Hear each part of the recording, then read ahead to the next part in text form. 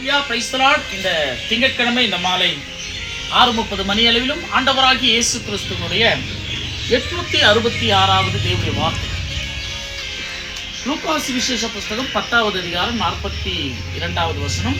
தேவையானது ஒன்றே, மரியாள் தன்னை விட்டு எடுபடாத நல்ல பங்கை தெரிந்து கொண்டாள்.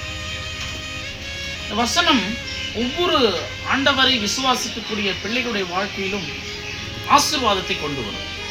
ஏன்னா ரொம்ப இம்பார்ட்டன்ட் எதுன்னு சொல்லிட்டு இந்த வசனம் சொல்லுகிறது. தேவையானது ஒன்றுதான்.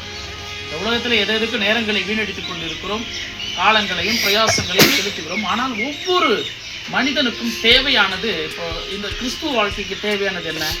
நித்திய ஜீவன். அதுதான் ரொம்ப இம்பார்ட்டன்ட்.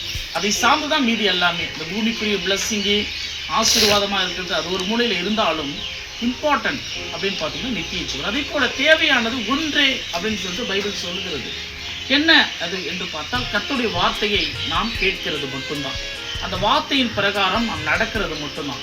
அந்த வார்த்தையின் பிரகாரம் நடக்கும் பொழுது கர்த்தர் சொன்ன எல்லா ப்ராமிஸ் வேர்டு, வாக்கு தத்தங்கள் எல்லாம் நம் வாழ்க்கையில் பலிக்கும், இன்க்ளூடிங் நித்திய ஜீவனோட.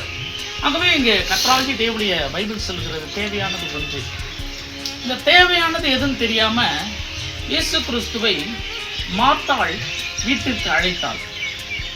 வீட்டுக்கு யார் அழைக்கிறாங்களோ அவங்க தான் ஆசீர்வாதத்தை பெற்றுக்கணும். அவங்க தானே பிரயாசப்படுறாங்க இயேசு கிறிஸ்து என் வீட்டுக்கு வரணும்னு சொல்லிட்டு. ஆனால் அழைத்த மார்த்தாள் வந்த உடனே இயேசு கிறிஸ்து கிட்ட கம்ப்ளைண்ட் பண்றாங்க. என்ன கம்ப்ளைண்ட்னா, என் சகோதரி மரியாள் எனக்கு நான் இவ்வளவு வேலை செய்யறேன் நீங்க வந்ததுக்காக, அந்த வேலைகள் செய்யும் பொழுது எனக்கு ஒத்தாசி செய்யல, அவங்க பாட்டுன்னு கர்த்தருடைய வார்த்தையை கேட்க இருக்கிறாங்க.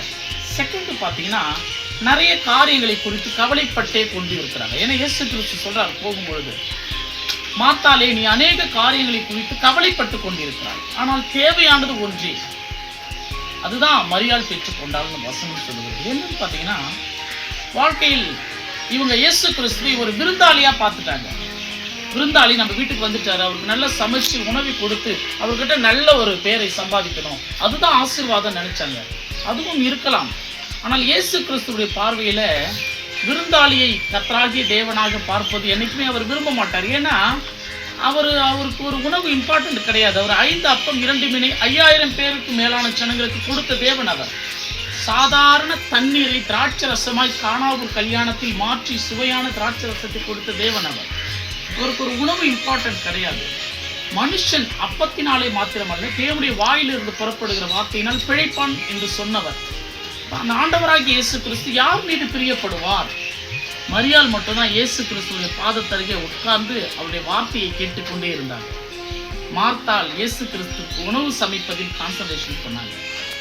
இயேசு கிறிஸ்து பிளஸ் பண்ணது யாருன்னு பார்த்தீங்கன்னா மரியாளை தான். இஸ்ரவேல் ஜனங்கள் மத்தியிலே ஒரு வசனம் உண்டு, அவர்களுடைய அவிசுவாசத்தினால் இயேசு கிறிஸ்து அநேக அற்புதங்களை அந்த ஜனங்களுக்கு செய்யவில்லை என்று சொல்லிட்டு ஒரு வசனம் உண்டு. ஏன்னா அன்பிலீவபிள், அதாவது அவரை அவிசுவாசியாக பார்க்கிறது. இது நடக்குமோ நடக்காதோ, வாழ்க்கையில நம்ம கரை சேருவோமோ, நம்ம ஆசீர்வதிக்கப்படுவோமோ இல்லை கைவிடப்படுவோமோ, இதுல இருந்து விடுதலை ஆகுவோமோ இல்லை இயேசு கிறிஸ்துவை விடுதலை செய்யாமல் விட்டு வரோம் அப்படின்னு சொல்லிட்டு அன்பிலீவபிள் இருந்தால் இயேசு கிறிஸ்து அந்த அற்புதங்களை நிகழ்த்த மாட்டார். பாருங்க, இயேசு கிறிஸ்துடைய பிள்ளைகளுடைய வாழ்க்கையில் இயேசு கிறிஸ்துவை விசுவாசிக்கிறவர்களுக்கு தான் அற்புதம்.